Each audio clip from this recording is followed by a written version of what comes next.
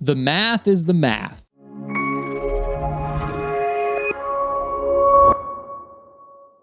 Hey guys, it's Brad from probatehouseguy.com. So I am a real estate investor. I specialize in the world of probate and inheritance properties. I buy properties all over the country. And today I want to talk about the math is the math. This message is really out there for a lot of you wholesalers out there, you newbie wholesalers that are really kind of new to the business. And I say wholesalers because some of these people call themselves wholesalers, but they've never done a deal in their life. I wholesale properties, I flip properties, I wholesale properties, I do rental properties, I do owner financing, I do creative, subject to, all the things. I've done all of them, right? And each one of those is a tool in your toolbox. But today I want to talk about specifically to wholesalers, the math is the math, and the math doesn't lie. At the end of the day, you're selling real estate deals, right? And it needs to be a deal. If it's not a deal, your buyers are not going to buy it. And in order to be a deal, the math needs to work out. And the math does not lie. So in most cases, obviously there are different exit scenarios and there's some unique circumstances where most investors might look at a deal and there might be some sort of hidden way that some other investor can monetize on it. And that happens sometimes, but most of the time, most deals are pretty cut and dry. Right? This property is a good flip, or maybe it's a good flip and or a rental. And this property over here might be worth this thing or that thing, right? Everything starts with the value of the property. What is the ARV? I don't know many investors who are willing to pay you more money than the property is worth. If they're an investor, they're in the business of making money. And if they pay you something more than it's worth, then they're probably not going to make money on the deal. So they're looking at it and just doing the math.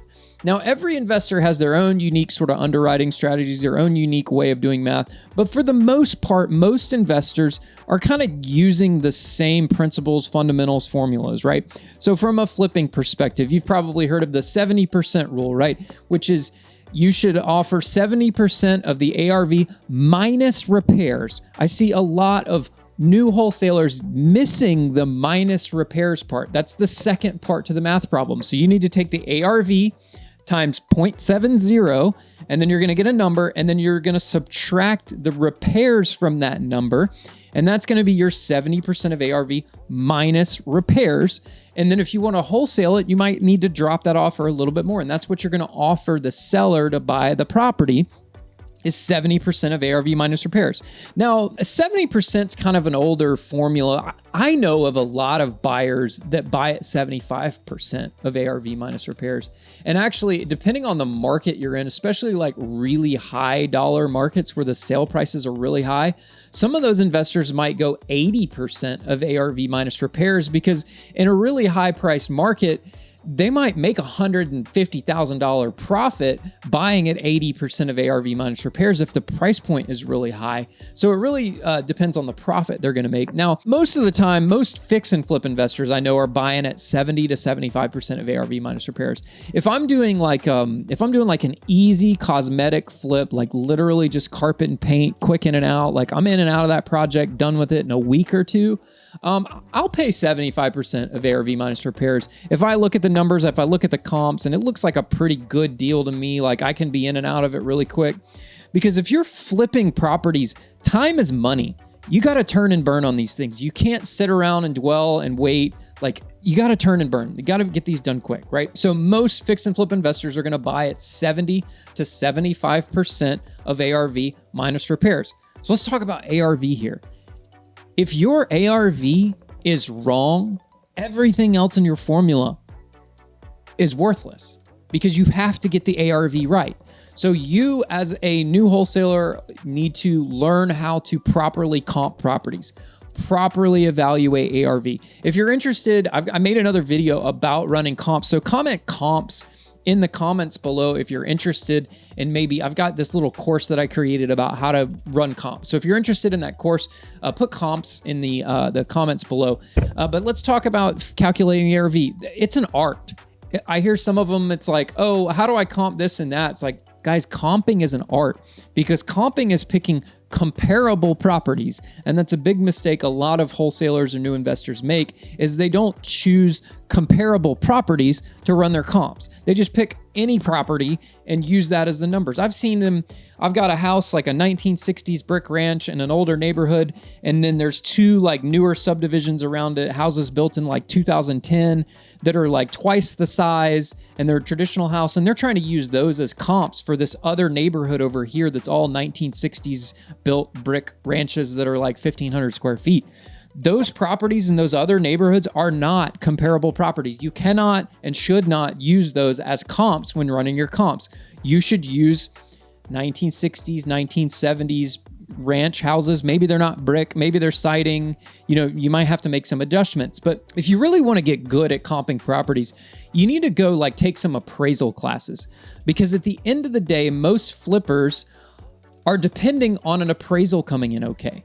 And their sale price is based on an appraisal. So if you learn how to properly appraise properties, which is essentially comping properties, you're just licensed to do it, you're going to be good at calculating ARV, because at the end of the day, when the investor, the flipper, goes to sell that property, they're going to sell it to a buyer who's probably going to get a mortgage, and they're probably going to do an appraisal on that property, and that appraisal's got to come back okay. And if it comes back okay, then all is good. But if the appraisal comes in low, then they got problems, right? So that's number one thing, is you want to get good at running comps and calculating ARV.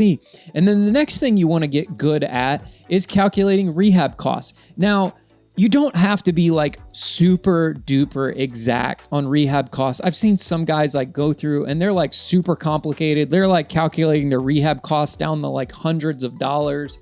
And it's like, guys, you're getting a little too complicated there. But generally speaking, I read a great book many, many years ago when I first got started, which was written by a guy named Jay Scott. Jay's a great guy. I actually know Jay. He's a friend of a friend.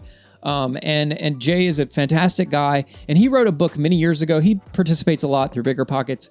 And he wrote a book about the book on flipping houses. And he had a whole chapter in there about calculating rehab costs. And he uses basically a formula where he kind of goes like room by room or category by category and calculates each one of those and then adds them all up at the end. So he'll sort of say, oh, the kitchen's going to cost $10,000 to renovate. The bathroom's going to cost $5,000 to renovate.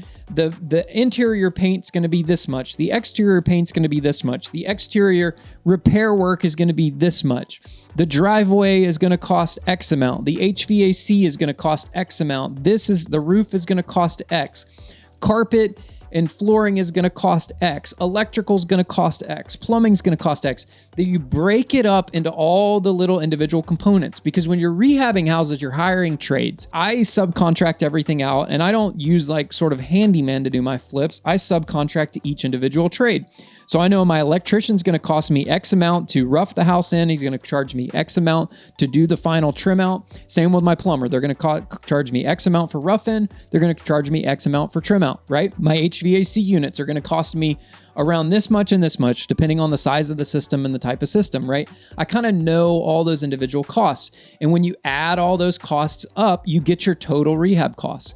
Now, there are some buyers and some investors out there, especially the high volume guys, who do have economies of scale when they're flipping houses. They can do things for a lot cheaper. And I have a couple buyers that I wholesale houses to that own very large construction companies, and they do 10, 15, 20 projects at a time.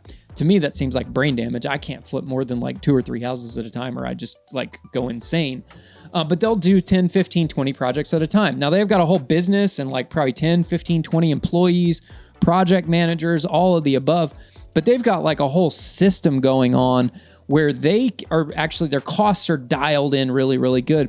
So they might be able to flip a property for a little bit cheaper than maybe the other guy like me who just does 2 or 3 properties at a time, maybe does, maybe 10 or 15 houses a year and that's it, right? Those kinds of people are going to be able to do it a little bit cheaper than me, but for the most part, the labor prices are the labor prices, right? This guy might be able to get labor for 10% cheaper than me, but probably not any less than that. So you're going to have some varying rehab stuff, and then pay attention to the onesie twosie flippers, the guys that maybe do 1 or 2 or 3 projects a year. A lot of them are probably newer flippers, and they're probably paying like retail prices for contractors, and they're going to like calculate rehab like really high, right? So there's like those guys, and then there's me in the middle, and then there's the really, really experienced like rehab machine people that are going to be a little bit less on rehab budget than me. So I would run your numbers to the person like me, right? The person who's doing 2 or 3 projects at a time, been flipping for a number of years. You kind of have your prices dialed in pretty good. I can't get them as like super cheap as the other guy over here that owns a construction company because he's got like his stuff dialed in, but I'm pretty dialed in, right? So I would, if you want to learn how to evaluate rehab costs, connect with someone like me in your market who is doing, you know, a few projects at a time, and not like a super crazy rehab machine, but also doing more than like maybe 3 flips in a year, right?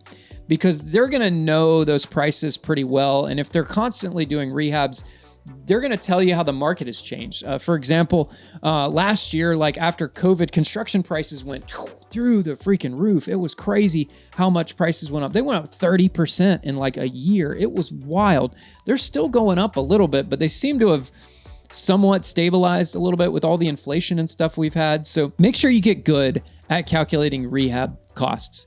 And you only need to be, I would say, within 5 or 10 grand, right? If you're within 5 or 10 grand and you're giving yourself, let's say, a $20,000 wholesale margin in there, if you're off by 10 grand and you get an offer from your buyer for 10 grand less than you thought, well, you're still going to make 10 grand on the deal, right? Because you still had those numbers baked in there pretty good. And if you were really good at calculating your ARV and very accurate, then you're probably pretty good with your numbers. Because remember, you make your money when you buy. So the better you are at calculating rehab and understanding ARVs and how all the math works, the better you're going to be at selling the property and selling the deal, because your buyers are actually going to see, hey, that's actually a deal. Because I can tell you in my inbox, 95% of the crap I get from wholesalers is just complete and utter crap. It's not even remotely close to being a deal at all. And I just ignore it, right? So don't be that guy who gets your email ignored in the inbox. Make sure that you're really serious. When it comes to landlords, right? Each landlord's going to have a little bit different criteria. So you need to get to know your landlords and understand what they're looking for in a return, but also understand that some deals are just terrible rental properties. I've had some come across my desk and I'm like, dude, I would lose $500 a month on that house. Like, that's not a deal at all. Like, that's not a good rental. That's a terrible rental property. No one would buy that as a rental property. So just because it's not a good fix and flip doesn't make it a good rental property. So just keep that in mind, right? Or just because you're selling it for $30,000. I got a call from a real estate agent the other day and they were like, hey, I've got this house that's worth $400,000. I'll sell it to you with $20,000 in equity.